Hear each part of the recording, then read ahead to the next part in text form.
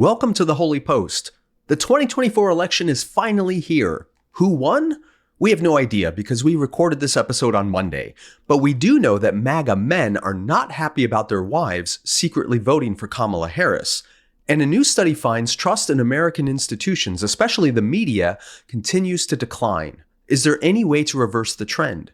Then, to take an overdue break from politics, I talked to author and illustrator Hendrix about his new graphic nonfiction book, The Mythmakers, about the remarkable friendship between C.S. Lewis and J.R.R. Tolkien. It's a fun conversation about faith, fantasy, and it's just a little bit nerdy. Also this week, a Japanese village that's populated with puppets just to fuel your nightmares. We also have a bonus segment this week for HOLYPOST Plus subscribers where I talk to Hendrix about the show The Rings of Power. We nerd out just a little bit about this streaming show based on Tolkien's mythology of Middle-earth, so if you're also a nerd and a HOLYPOST Plus subscriber, you can get access to that bonus segment this week. And if you're not yet a HOLYPOST Plus subscriber and you've been on the fence, now is a great time to sign up because we're offering a 20% off monthly and annual memberships.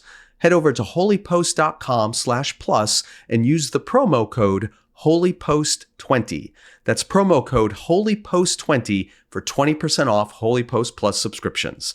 Okay, here is episode 642. Hey there, welcome back to the HOLYPOST podcast. This is Phil Vischer. I'm here with Caitlin Sunny Chess. Hi, Caitlin. Hi, Phil. Hi. And Skye Dark Jacani. Dark. Wow. Skye Darkani. Hey, I just got 5 copies in the mail of my book in Serbian. They've now made a Serbian version of it. And my name, I don't have it with me, but my name in Serbian has got weird letters in it. Really? And maybe that's what you were trying to pronounce, Phil. Yeah, just all consonants. Fewer vowels. Skye has a black hat on, kind of a menacing. It's almost a menacing black hat, like surprisingly. Yeah, yes. like the minions of a villain when they all show up in a van to grab you and take you to his lair. They'd be wearing those. Actually, they'd be wearing that outfit, and they'd probably look just like you, actually, with the same beard. I do look like the terrorists in most movies. Yes. Yeah. So I know. Is that appropriate? No. It's just sad. White people can be terrorists too, Skye. White people can be terrorists too. Increasingly. Yeah. Yes. But I have a lot of experience at airport security and theme park security, and I get, randomly selected quite non-randomly. I'm just saying. Yeah, it's because you wear that T-shirt that says "Stop and Frisk." I think that. I'm just looking for some PDA. Okay, now it's time for the theme song.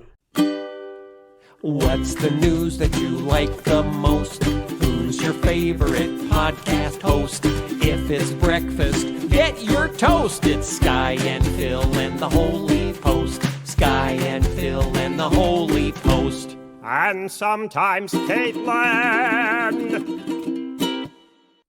Today's episode is sponsored by Sunday's Food for Dogs. We've been talking about Sunday's Food for Dogs for a while now, and I gotta say, our dog Keena really loves the stuff, and so do we. It's healthy dog food that's easy to store and serve, made from a short list of human-grade ingredients. Sunday's contains 90% meat, 10% superfoods, and 0% anything unhealthy or artificial. Unlike other fresh dog foods, Sunday's is air-dried, so it doesn't require refrigeration or prep.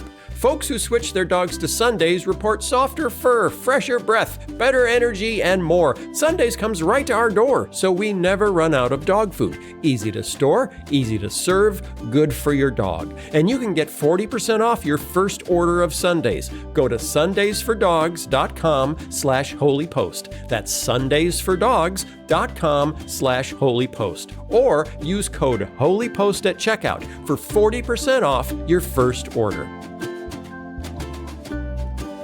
The Holy Post is sponsored by the Fresh Pressed Olive Oil Club. The prophet Elisha once performed a miracle to help a widow who was in a terrible situation. She needed more olive oil. Lots of us are trying to eat healthy, and a healthy diet includes great olive oil. You need to know about T.J. Robinson, a guy who makes farm-fresh, award-winning olive oil and sells it direct to you. TJ's olive oil is incredibly delicious on salads, veggies, pasta, meat, fish, you name it. As an introduction to his Fresh Pressed Olive Oil Club, TJ TJ is willing to send you a full-size $39 bottle of one of the world's finest artisanal olive oils, fresh from the new harvest, for just $1 to help him cover shipping. And there's no commitment to buy anything now or ever. Sure, it's great if a prophet comes to your house and gives you free olive oil from heaven, but that's probably not going to happen. TJ's Fresh Pressed Olive Oil Club might be the next best thing. Get your free $39 bottle for just $1 shipping and taste the difference freshness makes. Go to getfreshholypost.com. That's getfreshholypost.com for a free bottle and pay just $1 shipping. So, Skye, tell us about your hat. Why are you wearing the minion My hat this week comes from our friends at the After Party. I don't know, if people on YouTube, you can see that's the After Party logo. It's all dark. And then on the back. What is it, though? Can you describe the logo to us? The logo, it's a round seal that has a donkey head and an elephant head. Okay. And I think they have olive branches in their mouths or trunks. And then there's a cross. They're facing toward each other. Yes. And there's a star or cross above the two of them. Like there's peace between these sworn enemies of the animal / political kingdom. And After Party, of course, is Russell Moore and David French and Curtis Chang. And they've created that curriculum to help Christian communities, churches, families, schools think more Christ-like about their political involvement. And it seems like the appropriate week to highlight that curriculum and make sure people check it out and go to theafterparty.com. And maybe, I don't know, this episode's coming out the day after the election. It's Still time a good for the time. after party, right? Yeah. Oh, it's now after the party, or during the party, or during the funeral. We just don't know. And that's why this is one of the trickier episodes we've ever recorded, because we're recording the day before the election, and this will come out the morning after the election. I'm going to go out on a limb and say, hey there, Wednesday morning folks listening to this. We probably don't know who won yet. I'm going to say we do. Oh. Of course you are, because everyone's saying we won't. So now you have to be like, yes, we will. Okay. Support your accusation, Skye, Dark Skye. Mike over here at the office, and I've talked about this repeatedly, and he's come along a little bit to my point of view. I think the polls are full of garbage. Well, I think the pollsters don't know what they're doing, and I think because it's hard to poll in this era, and I think after major poll errors in 2016 and 2020, that there's a term that's come out that's called poll herding, HERDING. Because it's really odd that all these polls are saying it's super close in all these different swing states.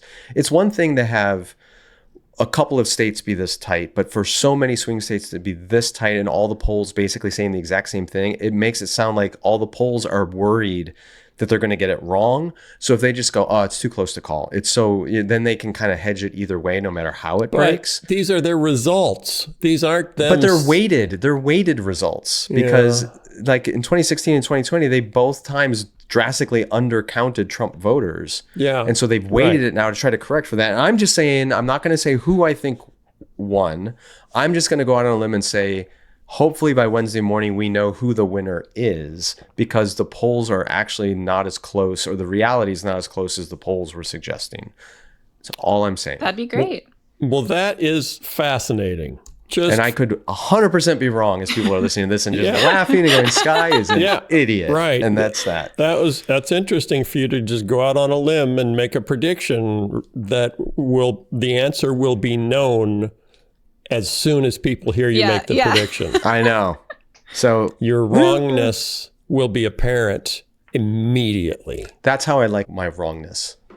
To be immediately apparent. Yes, immediately apparent. I don't want to linger, slow, drip, drip, drip. I am tired of politics. I am tired of the election, although Saturday Night Live was kind of fun. I am tired of all the ads during my football games that are saying so many things that are not true. I'm kind of stunned by, I have to say, the closing argument from the Trump campaign in TV ads was made up of almost 100% false or misleading statements. It was stunning. There were some false and misleading statements from the Harris campaign, but nothing like what I saw from the Trump campaign over the weekend. I'm a little grumpy about that. Caitlin told me not to be, and I'm trying to listen. I just told you not to be grumpy in general. You're allowed to be grumpy at injustice and deception and grumpy. Yeah. Oh, okay. So I can, but how do you know if I'm being grumpy with specificity or generality? How do you know? That's what I'm asking, is if you could just limit your grumpiness to those things and not have it extend to other things. I would appreciate that. Okay. I'll try. I'll try to get Thank you. I'll put a steering wheel on my grumpiness so I can direct it only in Caitlin-approved directions. Things are getting weird, though. They're getting really weird. They're getting weird in Japan. There's a village in Japan where the population of the village is now outnumbered by puppets. A depopulated village in Japan has crafted dolls for a sense of life. With most of the population gone, residents of one village in Japan have come up with a novel plan to make it less lonely, replacing people with puppets. No. Gosh, Halloween was last week, Phil. This is terrifying. No. It's awful. Fewer than 60 people live in Ichinono, and most of them, which is what we tell our toddlers when they get mosquito bites. It's like, no, don't itch it. Fewer than 60 people live in Ichinono, and most of them are past retirement age as younger people have moved away for jobs or education. So, using old clothes, fabrics, and mannequins, residents have stitched together their own population of puppets to keep them company.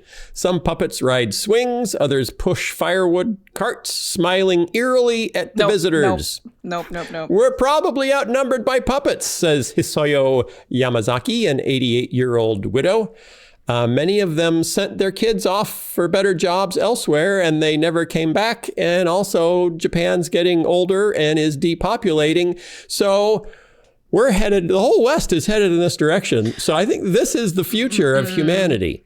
The future of humanity of course is you think that. a handful of people talking to puppets. Phil is like excited about this. This could be a solution to shrinking congregations. Puppets? Yes. Yeah, just fill the pews with puppets. I guess there's some precedent for church puppets. Pew puppets. Pew puppets. I like that. There was a Christian puppet company that just made puppets for church puppet teams, which I think have gone heavily into decline. I'm sure, but I remember those.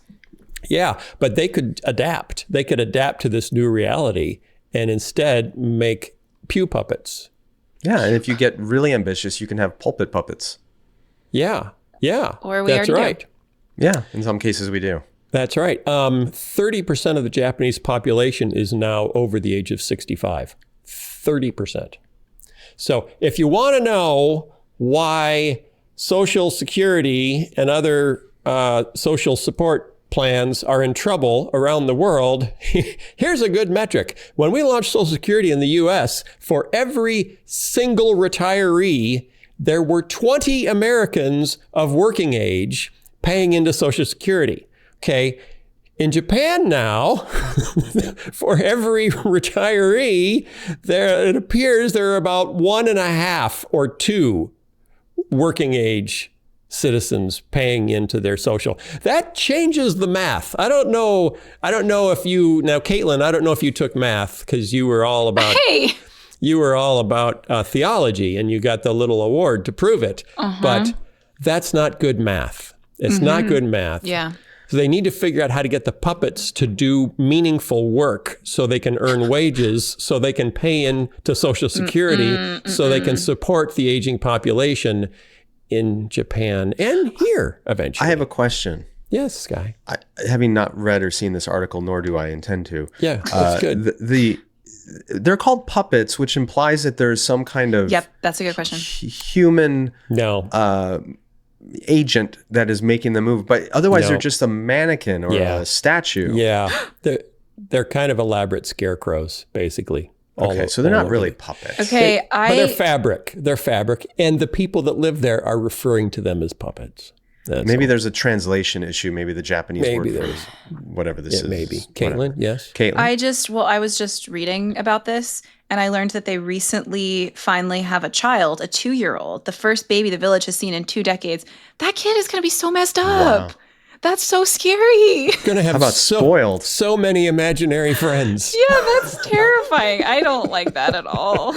I think this is a great setup for a new horror movie Yes, that's what series it that sounds you like. might enjoy, Yeah. Caitlin. I mean, I would enjoy it. I just don't want to live A it. serial That's killer scary. who grew up as the only child in this little tiny abandoned village that was just puppets and So he thinks of scarecrows, all and it humans warped as his mind. disposable puppets. No, I think of the movie where the puppets come to life and kill everyone. That's the horror movie you're looking for. Like a night in the museum. Yeah, because it's basically it's pre-building a zombie apocalypse. It's like we want to have a zombie apocalypse, so we're going to build in place what will eventually come to life as the zombies and eat our brains. So where did this baby come from? If everyone They is moved. like, They moved. It was during COVID. A couple could work from anywhere, and so they decided they could get a really cheap, They were affordable like, yes. house. The puppets. We want to live there. Let's go to Papatopolis. No. Which is that's the Greek version it's of this. puppet place is Itchy No No. Is that what it's called? Itchy no no. Yeah. Itchy no no. Skye. All right, I'm going to move on. Caitlin, is there anything else you'd like to say about that story? No, other than like, what a weird setup to talk about American politics. To be like, well, we could live in cities populated by puppets. It could be worse. Hey, but this is why one of the reasons Japan's having the issues it's having is because they don't allow immigration in Japan, and so they don't have workers coming in, Yes, and they're not having children. So part of the reason we don't have a country full of puppets is because America has historically been welcoming of immigrants who have kept our population robust. And if This Trump is the wins, fear-mongering this we is could our do. future. If Trump wins, we will be living in city of empty puppets. cities filled with puppets that That's right. probably will come Get that ad out there. come to life at night and kill us all. right, Haunt our dreams like the little chief- boy in Poltergeist with the the chief puppet clown. would be Trump himself, who's really a No, puppet. he's a real flesh and blood person, Skye. Yeah. Yeah, which makes the puppetry that much grosser. No. Oh, I'm not even gonna. Caitlin, should we move on from that? Yeah, please. Yeah, I think we should move on that. MAGA men are freaking out. MAGA men. That's the new DC comic book. MAGA men are freaking out over their wives secretly voting for Kamala Harris. The narrative took off after Liz Cheney urged women to vote your conscience, even if it meant keeping their vote for Harris a secret from their Trump-supporting husbands. And then there was a new pro-Harris ad from Vote Common Good featuring a voiceover from Julia Roberts. Everybody, all women, do what Julia Roberts says, unless it disagrees with what Taylor Swift or Oprah say, and then we've got a big problem. A voiceover from Julia Roberts shows two women at the polls sharing an understanding gaze, and the understanding gaze, as they cast their ballots for Harris while their pro-Trump husbands cluelessly egg them on. Oh, silly men, silly pro-Trump men cluelessly egging on. This development, the idea that wives are being encouraged to vote secretly without telling their husbands for Kamala Harris, has deeply disturbed MAGA husbands everywhere. MAGA husbands, sorry. MAGA, whatever. Perhaps no one portrayed the MAGA meltdown better than Fox News anchor Jesse Waters on Wednesday evening. If I found out my wife Emma was going into the voting booth and pulling the lever for Harris, that's the same thing as an affair, yelled Waters. I was yelling. Gosh. I wasn't saying that this is what he sounds like, but this is actually what he sounded like because he was yelling. Of course, it's been pointed out, Waters cheated on his first wife with Emma, who was then his employee. This violates the sanctity of our marriage. Okay. There you go. Pulling another candidate's lever is not a violation of marriage. Charlie Kirk then jumped in. We all love Charlie Kirk and said, "It is so repulsive. It is so disastrous. It is the embodiment of the downfall of the American family." That's it. Wow. That a woman might have an independent thought separate from her husband? No, I think it's the implied deception in a marriage. So let's discuss that. Is it okay? Is it okay? I mean, obviously, if she said, "Actually, I'm going to vote for Harris," but to vote for Harris and not inform your husband, who of course has a little notebook to write down who you vote for every year so he can keep tabs on you. Caitlin, isn't in the Bible somewhere that husbands are in charge of their family voting? No, it doesn't. In all say that. democracies, all foreseen democracies. There are some fantastic examples in scripture of women defying their husbands or failing to defy their husbands and facing consequences for failing to defy their husbands. For example, Abigail, who saves her family from David's wrath because she actually is hospitable to him. Or you think of like Ananias and Sapphira.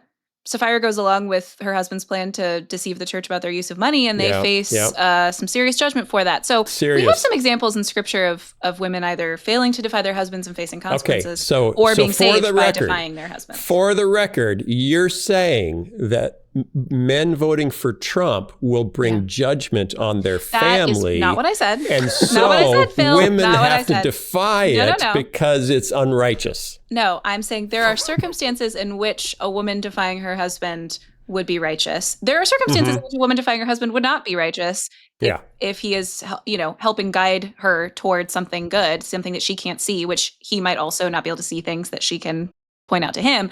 But there are instances in which defying her husband would be good. I also think it's not clear to me how much of this messaging, some of it might be straight up about deception. Some of it seems to just basically be like, your vote is secret. So you don't have to tell your husband if you don't want to tell your husband who you voted for. And it seems like even in the ad, maybe these imaginary wives in this ad told their husbands they were voting for Trump. But the way I interpreted it was just that their husbands sort of assumed they were and assumed they were following in their husband's lead.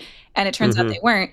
There are much deeper problems if you can't talk to your husband about who you're voting for than just the way that you vote. But I don't know that it was encouraging straight up deception. It seems like it was just saying, in fact, in a really horrifying way, it seemed to assume there might be real consequences for you if you did vote differently than your husband. And don't worry, he'll never find out, which is itself a problem. But yes. Yeah. Okay. So this raises two different questions for me. One is it problematic if a couple do not share the same voting preference, right? Is that an issue or is that a non-issue? I'm going to say that's a non-issue.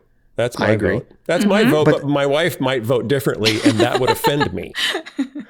But then secondly, what does it say about a marriage if either couple doesn't feel like they can be honest with their spouse about what their political views are in a given election? That seems really weird. I think it's an appeal for trad wives to rebel against what they're trying to say is their role, their traditional role of subservience. I don't know. I'm also just making that up. I mean, I do think the ad is playing on the reality that we've talked about before, that there is a pretty serious political divergence among the genders increasingly in the last few election seasons. But it does seem to be speaking somewhat specifically to people where this is a really serious disagreement and there might be consequences, which again would be heartbreaking if they were really serious. Like if someone is frightened that their husband would find out who they were going to vote for, there's an abusive situation there, and that's awful. Yeah, my assumption is they just don't want to start a fight.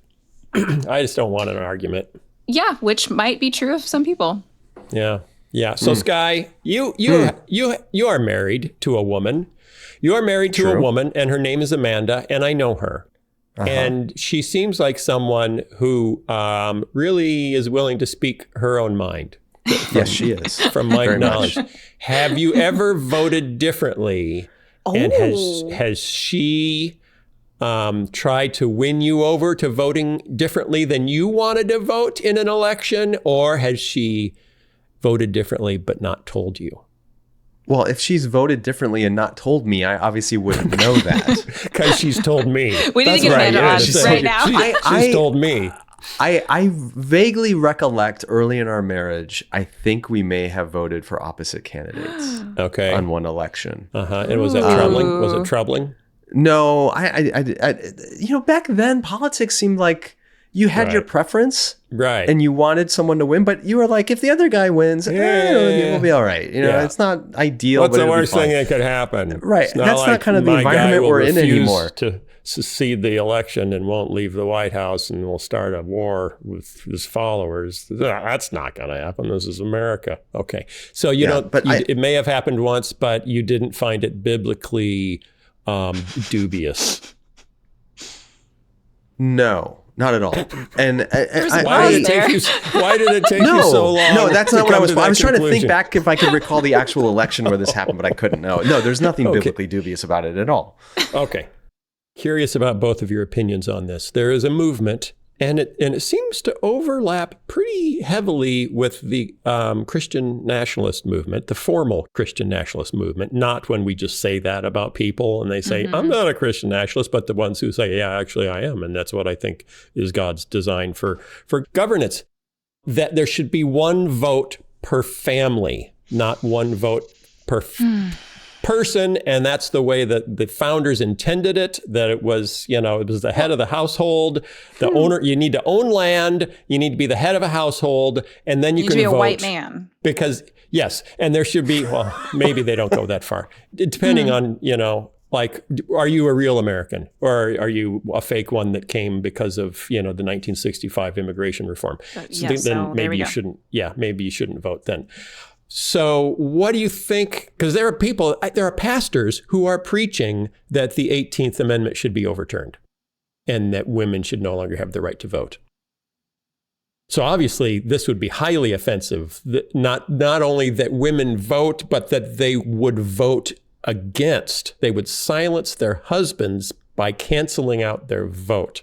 Obviously, to some people, that's very offensive. Caitlin, do you find that offensive?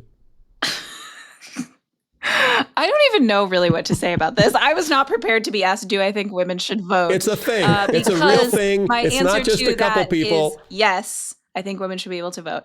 Here's what I think. I think on one hand, there's the tiniest sliver of something true in what these people are saying. It's that all of our politics is communal.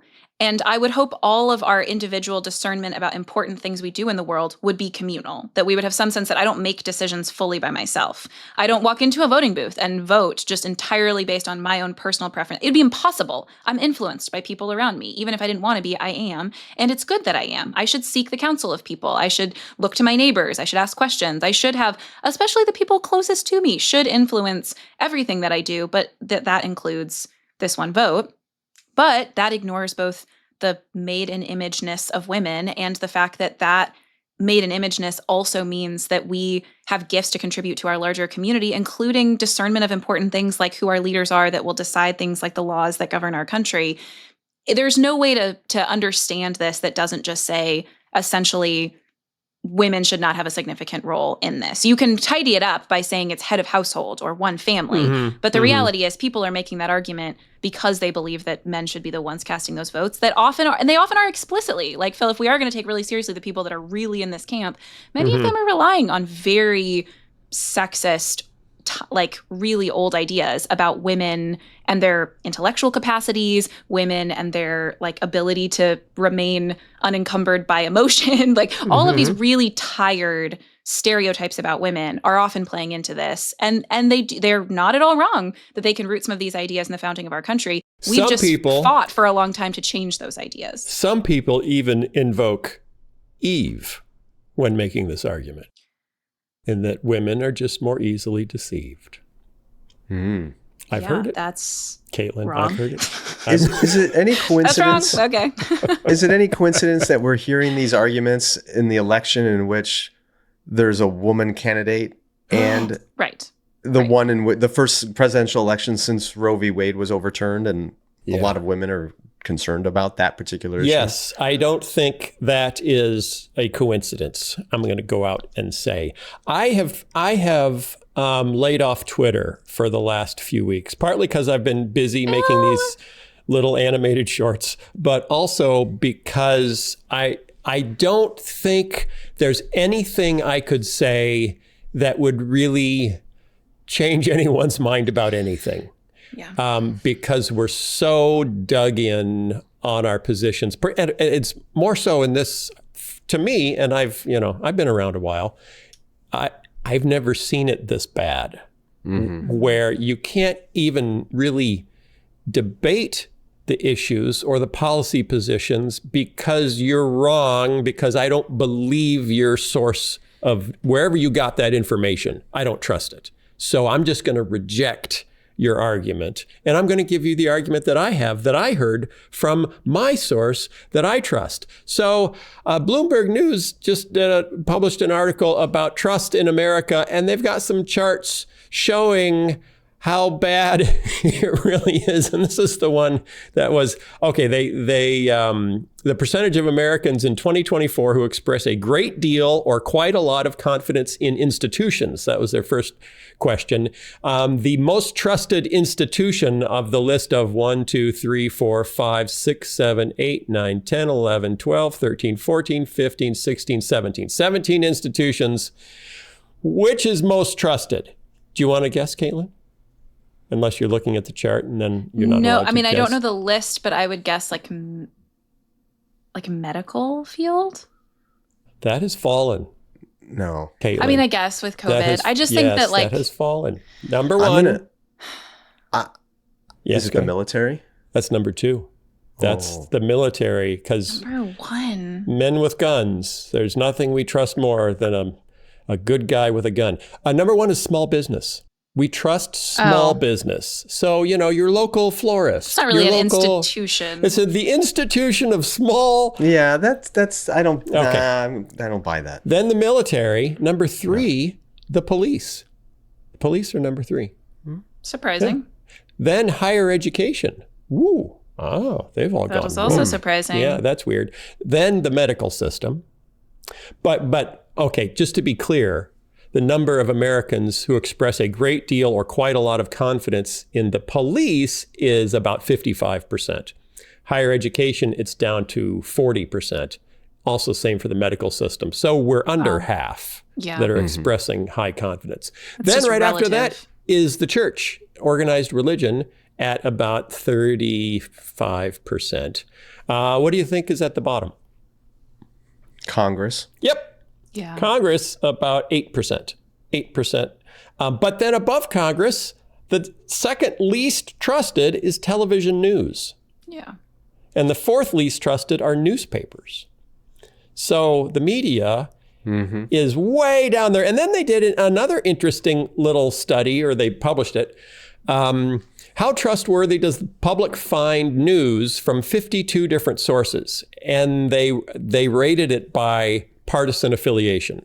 So if you're a Republican, your trust in these 52 news sources is on this scale. If you're a Democrat, it's on this scale. So where do we see overlap? Where can Republicans, where can Red America and Blue America agree about trusting a media source? And there is a clear winner that is highly trusted by both conservatives and liberals. What is it? ESPN? Nope. Some sports thing? Nope. Okay. It's the Weather Channel. Oh my gosh. That's not news. The Weather Channel. Oh my gosh. The Weather Channel is the news source that we all trust the same. And there's one that we mistrust the same. Ooh, there are things that bring us together. The Weather Channel brings us together in trust, and this source brings us together in mistrust. What is it? Facebook. No. I don't like this game. What? The National Enquirer. Oh, well, yeah, okay, great. The National Enquirer. Okay, so there you go. The irony is, do you remember when Trump was president, at least the first time around, and there was whatever hurricane was coming through, and he showed them when Trump was president the first time around? I don't know. Maybe he's maybe he's president right now. I don't know. As they're listening to this. So remember that hurricane, the third or fourth time? The hurricane was coming through, and he shows this map from the National Weather, whatever. Yeah. And it showed the course, and it wasn't going where he said it was going to go. So he took a Sharpie and redrew the map. Yes, he Sharpied the map. Mm-hmm. And on the flip side, he was super tight with David Pecker, the guy who ran the National Enquirer, who Trump used to pay him to kill stories that were bad for Trump. So it's ironic that the two news sources that Americans trust the least and the most are the opposite for Trump, because he doesn't trust the Weather Channel, but he does trust the National Enquirer to do his bidding. He trusts the National Enquirer to help him. Yeah. Right. That's different than trusting them as a source of accurate news. I object to your characterization. senator.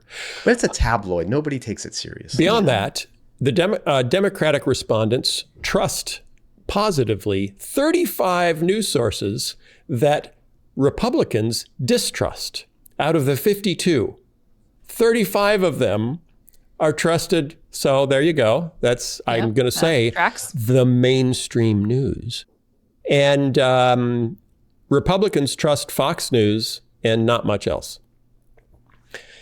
So and we've talked about this a zillion times. I don't even know why I'm talking about this again, except that I thought the chart was kind of pretty. And I thought it was funny that we all trust the Weather Channel and no one trusts the National Enquirer. Beyond that, I'm not sure why I brought this up, except to say that I see this playing out on Twitter, and it's partly why I'm just not really trying to bring new facts to anyone on Twitter because they're rejected out of hand based on priors. You just need to cite the Weather Channel as your source. Yes. It's really branching out. Do you know that putting tariffs on all imports will cause prices of almost everything to go up? I heard it on the Weather Channel. Now I'm making progress. Now I'm getting somewhere. Okay, I don't know what to do about that. What do we do about that? And can we go back? Can we come down from this mountain of mistrust where nothing you say will land because I don't trust where you get your facts? Yes. How do we come down from it, Skye? Great. I think part of it is, well, there's a couple factors on this, but it depends what altitude you're talking about. Caitlin likes to talk often about the importance of local engagement and congregational engagement and neighborhood engagement. And when we build relationships with people who may not share our exact political ideology, but we share a community together and we're trying to do life together, you can build more trust that way. But when it comes to national media trends, I think we're actually reverting back to the American norm. Because prior to the advent of radio and especially television, Americans got their news from very local fractured sources, which is some of what contributed to the Civil War. Is if you lived in Georgia, you were reading newspapers and getting news information very differently than someone who lived in Philadelphia. And we're breaking back into that, although it's not as explicitly geographic as it is demographic or sociographic, that we, through the algorithms, have siloed into different news segments. So 20th century with media technology and the Cold War really bound America together in a way that when we were young, Phil, we experienced. But there's a generation now who've never known that united sense of American identity. And we may well revert back to the factionalism and perhaps even civil breakdown that we saw in 19th century America. No. Because we don't share united media anymore. If we have a civil breakdown, the puppets are going to rise up against us. We got to keep it together, people. I like how Skye's answer was like, yes, we can fix it. And then he basically was just like, no, it's really bad. We can fix it on a local relational level. I don't know what the fix is on a national level is my point. So there's hope. There's hope for me and my cousin, but not necessarily for me and my nation. Maybe. Well, to Skye's point, too, the other problem is when we have these surveys that will come out about trust in different institutions, it's typically asking people, like, this institution, how much trust do you have in it? That's in the abstract. So if people think about the media in the abstract or the medical field in the abstract, it's very different than I know someone who works in journalism, or I know someone who's a doctor, or I know someone who works in higher education and they're like a really faithful Christian. So I think part of what we can do, to Skye's point, we obviously can't fix like big national trends. But if many of us are in contexts like Phil, you were talking about, where I'm in a conversation with someone and they don't trust the sources I trust, and it feels like we live in different realities, I think one really grounding thing to do can be to say, hey, you're making these really broad statements about this institution. What about this person at our church who works in the public school system? Could we bring them into this conversation? They're a real person that you trust. It doesn't guarantee that conversation will go well, but I think there's some opportunities to not just, as Skye was saying, to make it local, to make it more specific, but also just to say there's a human being that I know that's involved in this. I was hearing someone talk recently about how strange it was that they were, and maybe this was on the podcast, I don't remember, but someone was talking about how strange it was that they were encountering teachers in their public school context that would have these kind of racist, sexist, xenophobic ideas in the abstract, but they were working in a school with people that fit these categories that they were saying kind of these really derogatory things about. And once someone helped them see, hey, you're talking about your students. When you say these kinds of things, there are immigrant students in your class, there are LGBTQ students in your class, there are people of color in your class. It helps that person to say, oh, I'm getting this abstract racist rhetoric, this sexist rhetoric from the internet, but I'm not connecting it with the lived reality of the place that I'm in. And once I do, there's such cognitive dissonance. It doesn't always fix the problem. People can still be captive to those ideologies, but it forced them to actually think specifically and in an embodied way. And that was more helpful than just trying to combat what they were hearing on the internet with more abstract commentary on the internet. I'll add one other thing that I think could change the national level of this. I think if there is legal reform that actually makes libel and defamation lawsuits more likely against news carriers that are spreading falsehoods, and if there is reform to internet laws, particularly Section 230, which would make internet carriers, specifically social media carriers, responsible for the content that is disseminated by their users, that would radically change the American media landscape. Because if the carriers, everyone from Twitter to Facebook to the New York Times, if they are more legally accountable for the content that they are spreading, including the false content, you will see them clean up their act very quickly, and you won't have the flat out lies and dissemination of conspiracy theory and untruths that permeates our current media landscape. And that could go a long way to building trust back in media that isn't currently there. But that would take a massive legal effort to change. We just sue the heck out of media companies. Yeah. And I mean, Fox News after 2020 faced the largest lawsuit in the history of the media and ended up paying $800 million for the lies they spread about. And still to this day, they catch themselves when someone starts to say something like that. When they have a guest on who starts to go into the, Dominion voting systems, they shut them down and say there's been no evidence. So I guess lawsuits work. I'm just worried about people coming after news of the butt, though. If you can, but that's gospel truth, Phil. It is gospel truth. It's gospel. It's gospel truth. So we are broadcast. This is the first time we've broadcast from purgatory, where we are neither here nor there. We are in the great in between. We know, as you're listening, the election happened. We don't know what happened. So I don't know that we want to go on too much longer speculating, and because we need to actually see what happened. Oh, Caitlin, yes, Caitlin has something. No, Skye was going to say something. Oh, I was just going to add, we're going to do an interview after this with John Hendrix about something completely unrelated to any of this. And now it's time for something completely different. Yeah, it's a palate cleanser after this contentious election season to just enjoy thinking about something different. And I would finish that Monty Python quote, except Caitlin won't like the second half. I'm sure I won't. No. Okay. And Caitlin, you were going to say to what Skye was going to say? Well, I was just going to say, we do not know the outcome of this election, but your point, Phil, about not that we're in purgatory, but there is a larger truth that we should remember in an election as we're receiving reports about the outcome, that we do live in a already and not yet. There is a really important Christian tension to remember in an election, which is there is important work for us to do. There are glimpses of the kingdom of God that we can bring to earth through faithful, just, merciful work. And yet, both sides of the political aisle, all sorts of local and national efforts to have certain laws passed and different people elected, pull on the strings of our heart to say, this will be the kingdom of God. And if this is not passed, then all is lost. If this doesn't come to pass, then the way of life as you know it will never be realized. And the reality of living in the already and not yet is that there is great possibilities for faithful work. And yet none of them are the full kingdom of God come to earth. That is promised. No outcome of this election can threaten the coming resurrection of the dead and the life of the world to come. And we can have hope in that, even if we're celebrating right now, or even if we are mourning, lamenting, and there's real suffering that could come as an outcome that we should take seriously.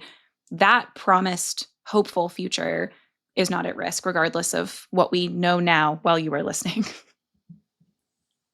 Amen and amen. Okay, so we got a great interview coming up. We are going to stop recording, and then we're going to go vote.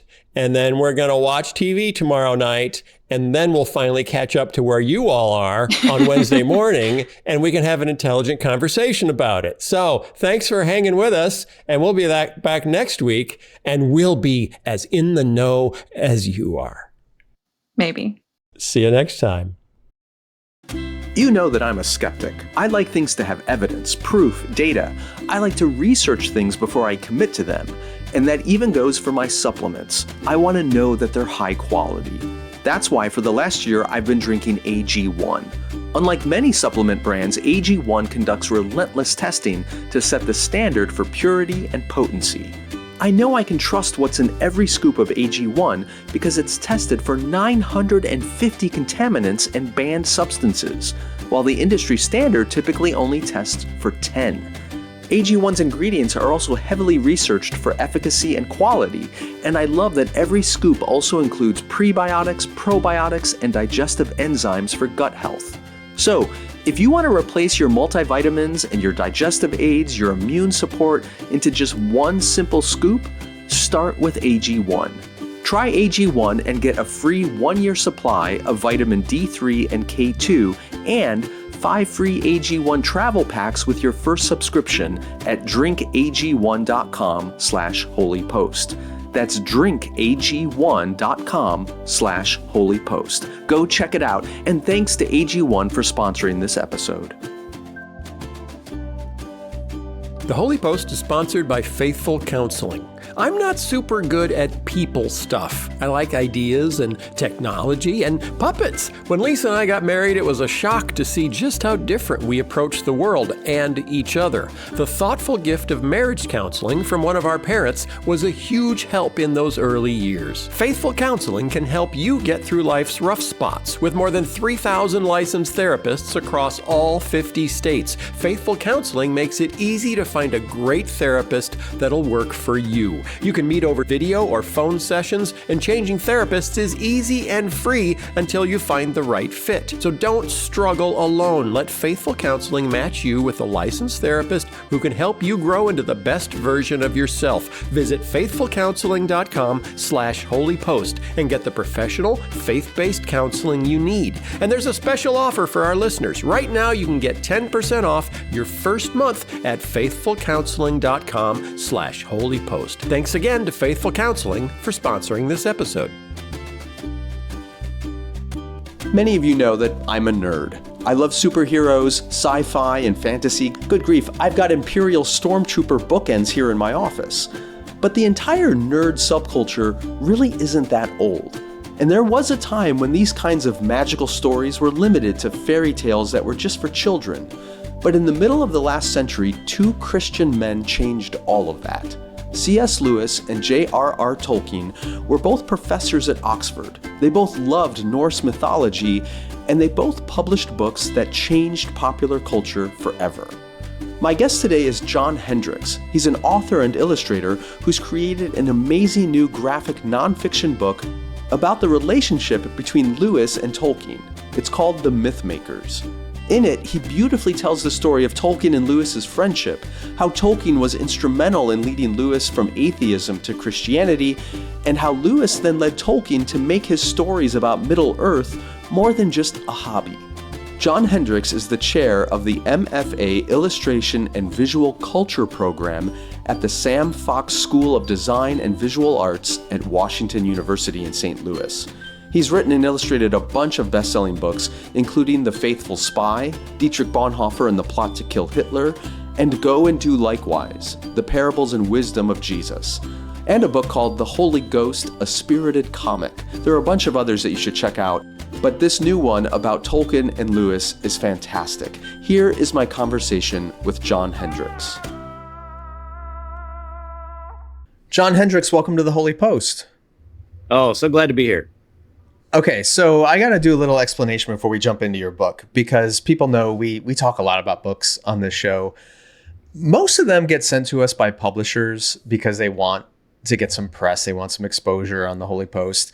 They're desperate for the Holy Post eye on this book. Yeah, that's right. They want the Holy Post bump. And fortunately, we're at a place where we we just pick the books we really like, the ones that we want to read or the authors we really want to talk to.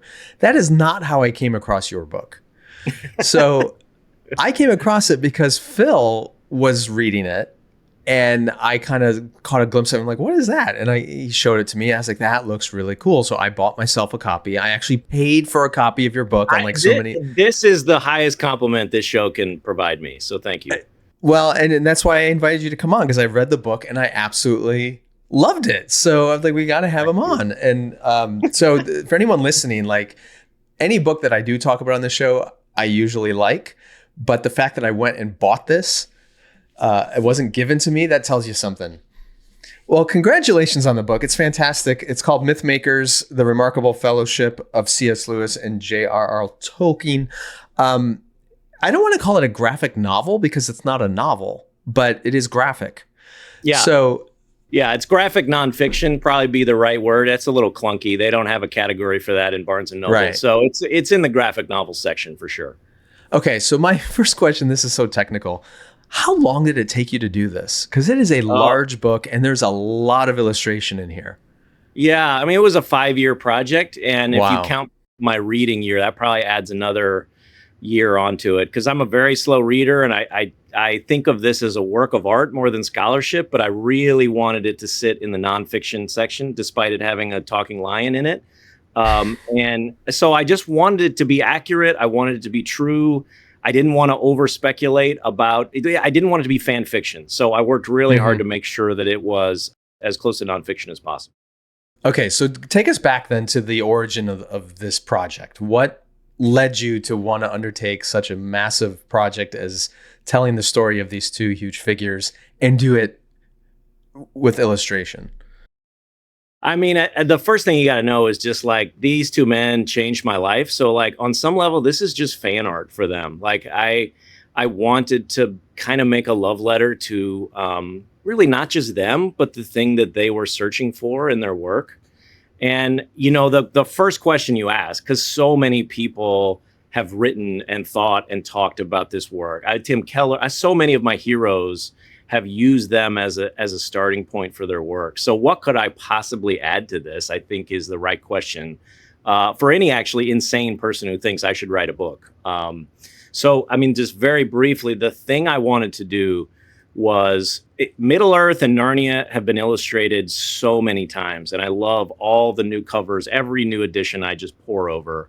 But they're the Inklings, which is also kind of a sub-created world. I think I would argue it's a third fantasy world that they created together, has never been illustrated. And I just wanted to bring young readers specifically into that world and translate some of their really interesting but complicated ideas into a form that was pretty accessible. Okay, so I suspect that you and I are both on the nerd spectrum. And yes.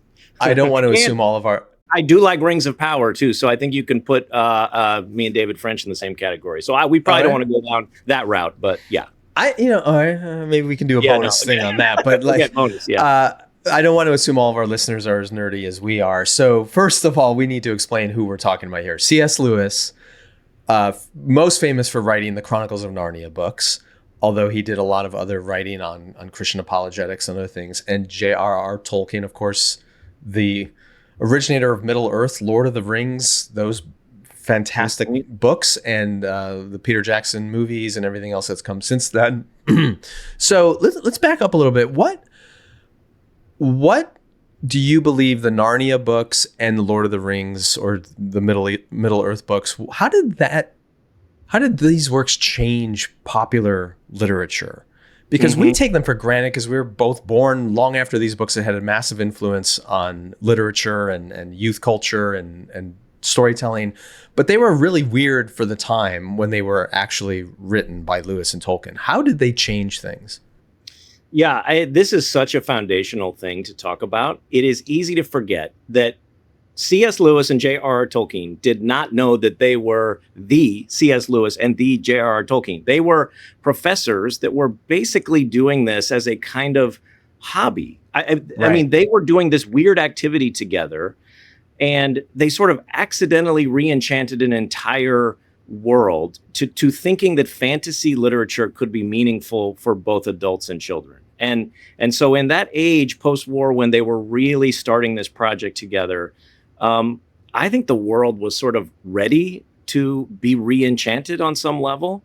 And yes, I think you can draw a straight line between Lord of the Rings and Star Trek as sort of inventing modern fan culture in the 60s. Like the way we relate to our properties, not just like I enjoy this movie, but I identify with it. Like that was a phenomenon that just did not exist pre-Lord of the Rings.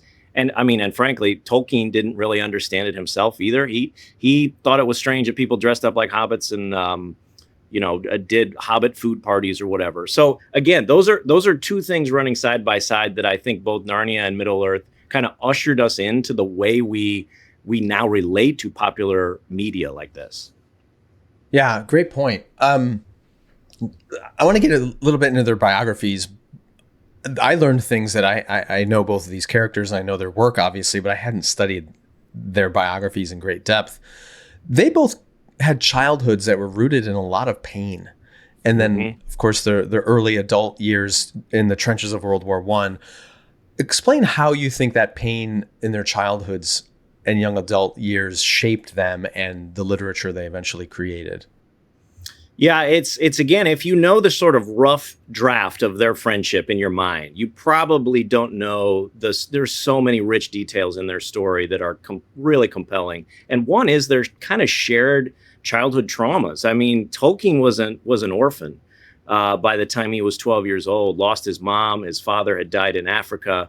Lewis was a kind of orphan as well. His mom died very young. That was a scar he carried his whole life. And yet in his dad's grief, his father sent him away from his homeland of Ireland that he loved to go to boarding school in England, basically alone to be bullied for like 2 years by these kids at a boarding school. So in many ways, Tolkien and Lewis should not have been friends. One was a Catholic from England. The other one was an Anglican from Ireland. They had a lot that could have kept them apart, but they came together right at this shared time in their life, united by the trauma of World War I, the loss of their parents, and then this shared fandom of Norse mythology. I mean, it was truly like they were geeking out about Star Wars together or whatever. And that little shared fandom, which is really what my book is kind of about on some level, is what propelled them into their fellowship. And it came from, I think, the longing for joy that was so stripped of them in their youth.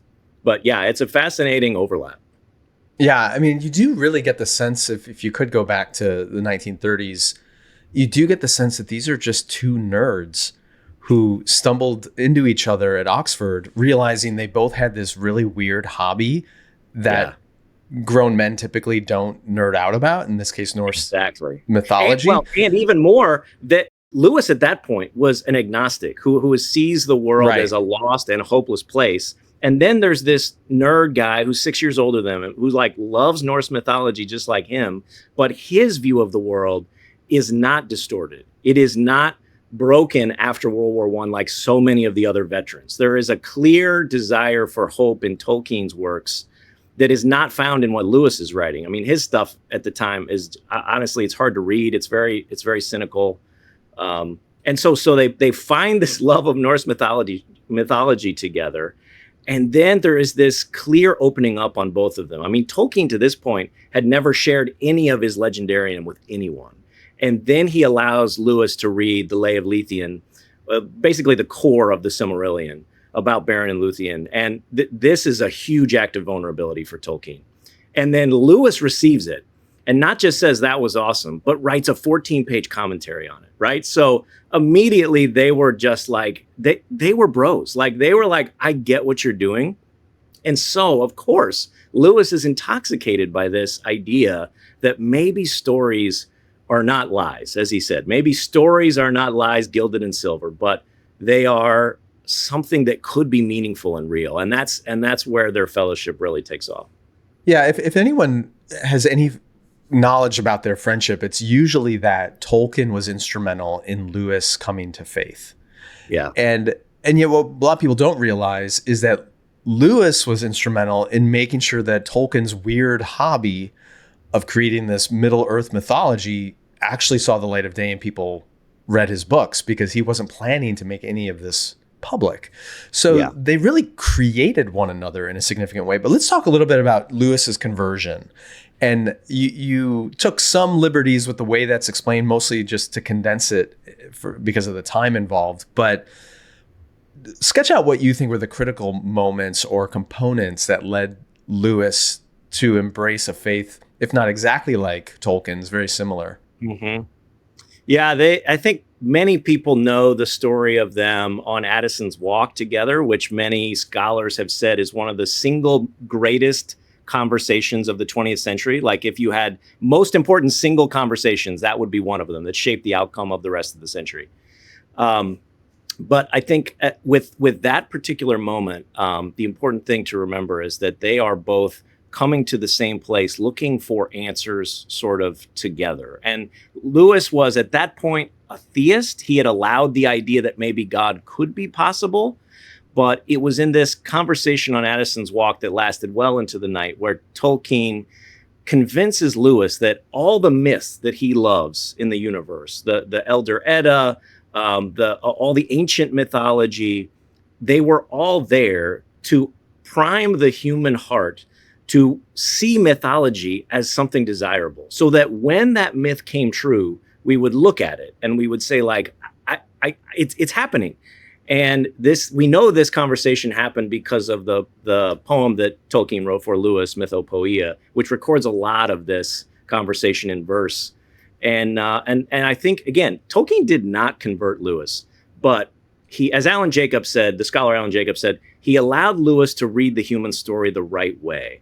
And this little key that turned the lock in Lewis's heart was Christ was the myth that actually came true. And that's why the myths matter. And again, I think that it allowed Lewis to square the circle of his life, which was like, at one point, Lewis said, everything that I love in the world is imaginary, right? And that brought him grief, because to him, everything that was real was hopeless and dim. And so for Tolkien to give him a key into his greatest joy and to allow him to complete that story as being like rich and meaningful, and the imagination is a place that can be validated in the eyes of God. I mean, Lewis would never have made any of his works without closing that gap. Right. Absolutely. Gosh, there's so many directions I want to go here, but when people hear the word myth, you do this apart from the core narrative about their friendship. You have these tangents in the book that go off in exploring the idea of myths and different. It's really creatively and beautifully done. But when people hear the word myth, they think fable. They think lie, a fictional story, a lie, a myth. It's not real. It's fake news, whatever you want to put on it. But Tolkien and then Lewis had a different understanding of what myth meant, which is why you call your book Mythmakers. Explain the relationship they saw between myths and truth. Yes. Yeah, no, this is one thing I correct really early when I speak to audiences, especially in church contexts, where they're like, I'm saying the Bible is a myth.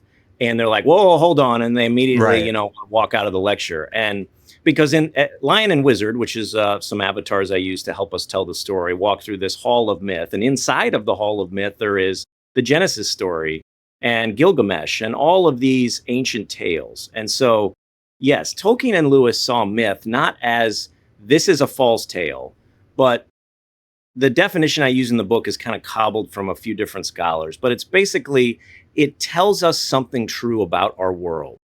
And even though it is not necessarily fact, it is truth, right? And that's all ancient audiences understood myth as truth.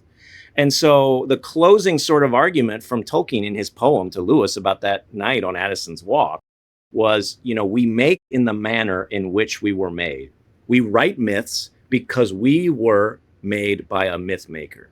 And that core idea is that, like, we are stories, God writes stories because we ultimately want to see that story completed. So it actually uses a lot of Jungian psychology and the idea of the great Joseph Campbell concept of the hero's journey that we see in so many popular films and stories.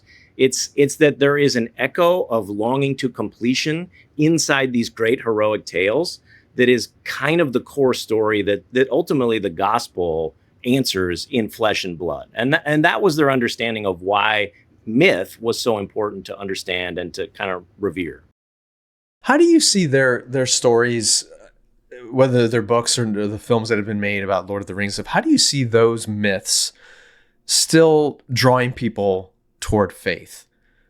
Yeah. Or is it just, no, they exist in the culture now in their own thing, and there's no real connection, and off it goes? No. Every time I follow a lot of podcasts of people that I just love, who are not Christians, who love talking about Tolkien and love talking about the longing for what I think in these stories is home. Like, I think it's the longing for the new creation.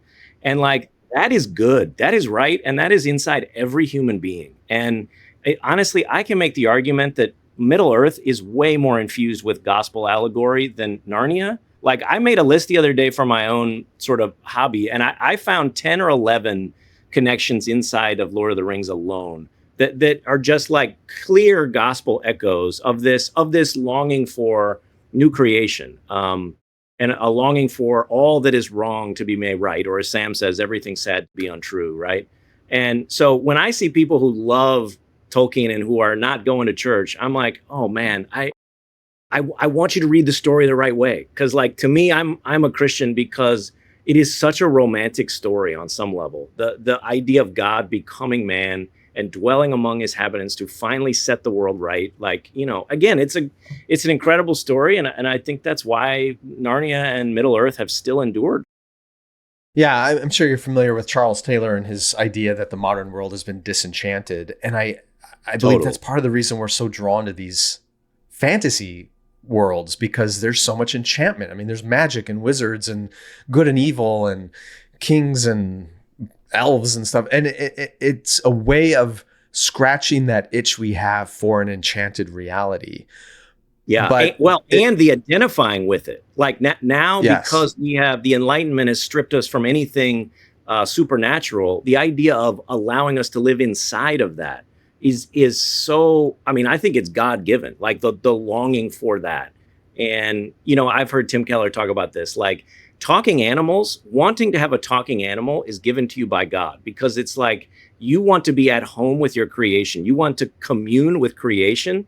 And so like the desire to have a talking tree or a beaver that you can have tea with, that is like a God-given desire, which I just love thinking about that.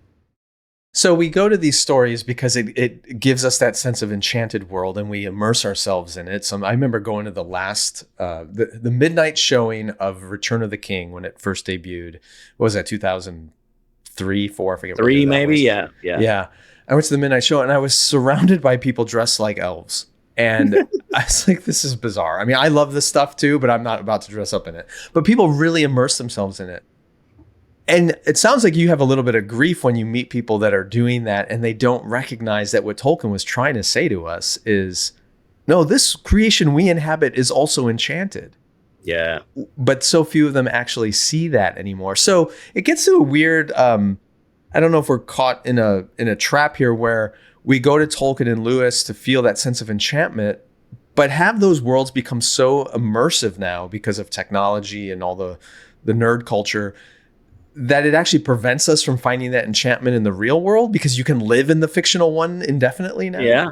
Oh, yeah. No, it's a great point. I mean, Tolkien would have hated all this stuff. I mean, that's one thing you have to always remember. He actually famously in On Fairy Stories said the worst thing you can do, or On Fairy Stories was an essay he wrote 1939, well ahead of Lord of the Rings really taking full shape. And it was kind of a defense of why fantasy should matter.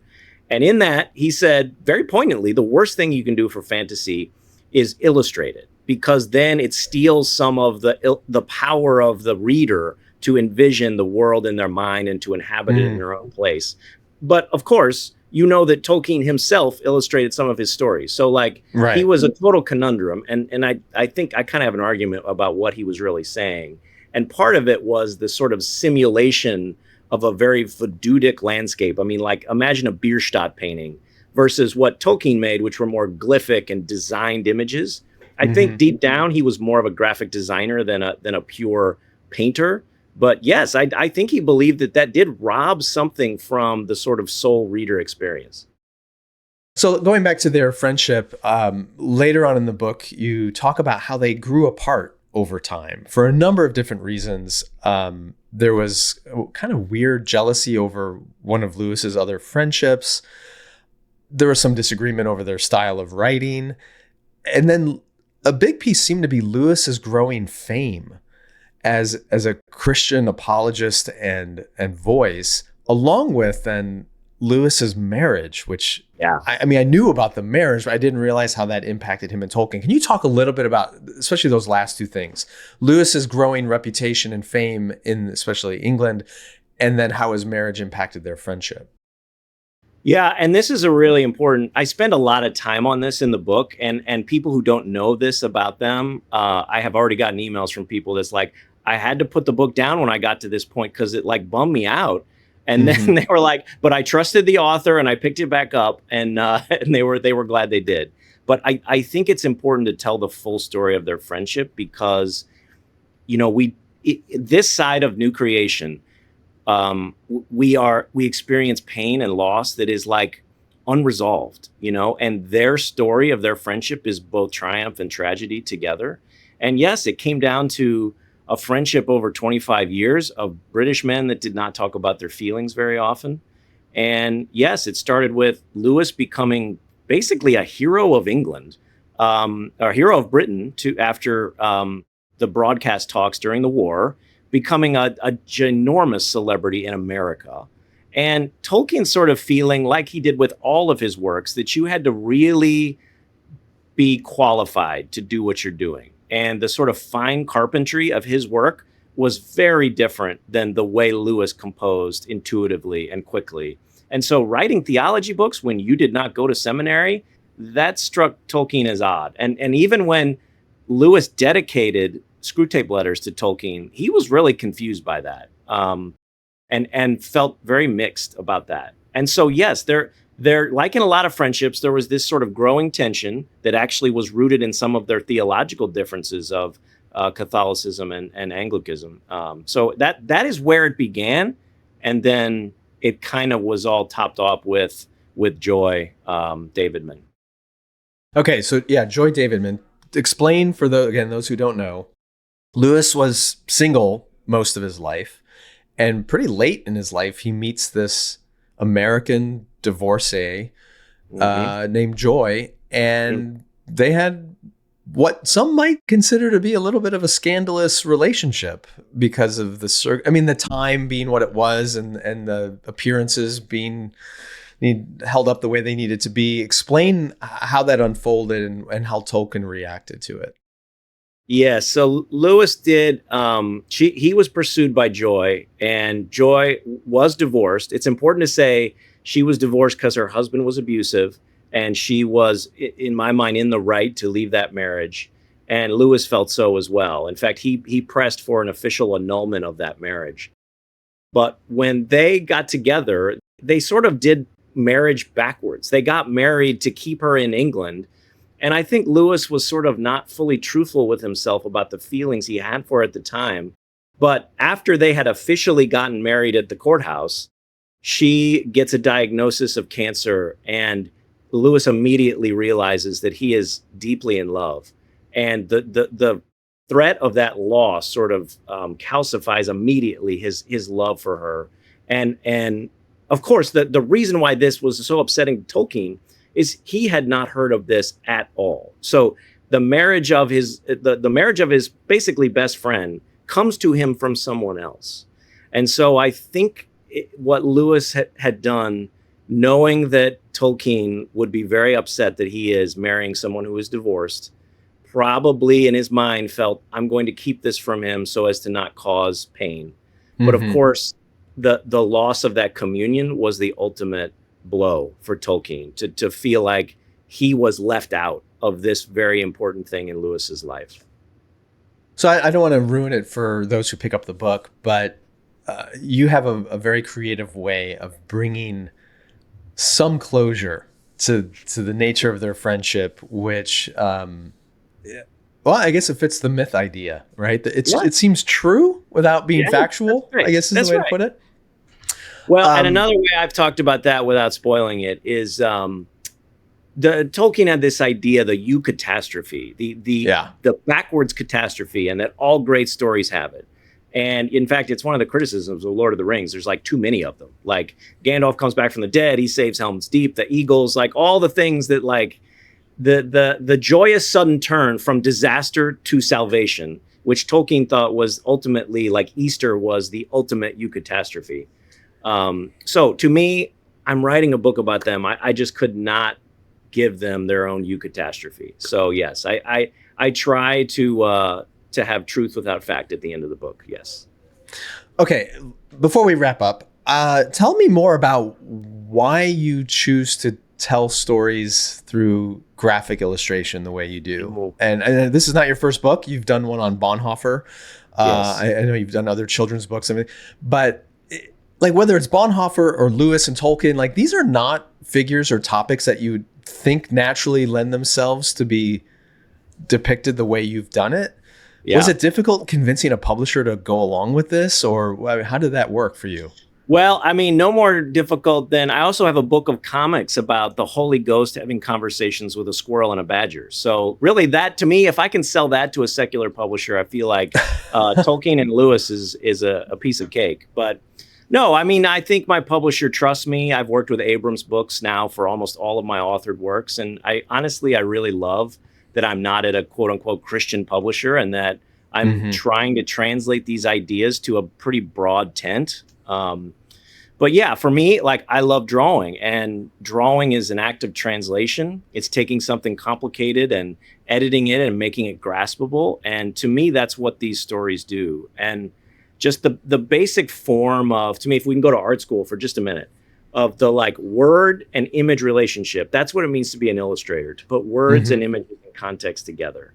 And the codex to me is the ultimate human technology. Like, and when you pour words and images into that form, it becomes a kind of enchanted intersection. And I believe that the book does things that no other form can do. That special word and image relationship creates a third thing that is neither word nor image. And that gestalt, that whole being more than the sum of its parts, is to me just, it's magic. And when I experience it as a reader, it's what I want to give to other people. So, I mean, that's why I illustrate fiction or illustrate nonfiction for young audiences.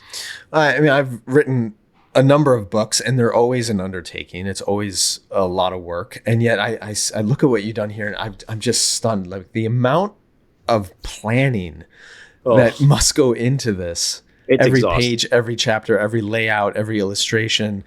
It's just a remarkable and beautiful achievement. So incredibly grateful for it. Do you have something else in the works, or are you just kind of resting from this ordeal? Yes, my editor gives me 2 weeks and then he's like, what's next? Actually, it's the worst is the 10-year-olds who have read the book in 2 hours and then ask me, when does the next one come out? And I'm I'm sorry, you're going to be 5 years. You're going to be 25 when the next book comes out. So I am working on a retelling of the Salem witch trials in this format, which I'm really interested in what the church thinks about the devil. And I think most of us have read The Crucible, and that's probably our only like mental engagement with the Salem witch trials. And The Crucible is awesome, but it's a lot of fiction and it's a work of art, right? And the full story of Salem is actually way weirder than you think. It's way scarier. It will never be fully solved, and it actually sort of defies being easily categorized. And that, again, those are the kind of stories I like to work on. So we expect that around what, 2029? 2028 is what it says right now on the calendar. So yeah. Okay. John, would you be willing to actually stick around for a few minutes and talk separately about movies and Rings of Power? Oh man, I'd love to. Yes. Geek out on that. Okay. We'll do that for our HOLYPOST Plus subscribers. Get a little bit more. Definitely pick up Mythmakers by John Hendrix. It's fantastic. I want to get your Bonhoeffer book as well now that I have found you and your great work. Thank you for all these are, like I keep saying, enormous undertakings, and grateful that you have the patience and gifts to pull it off, because we all benefit from it. Thanks for being here. Thank you so much.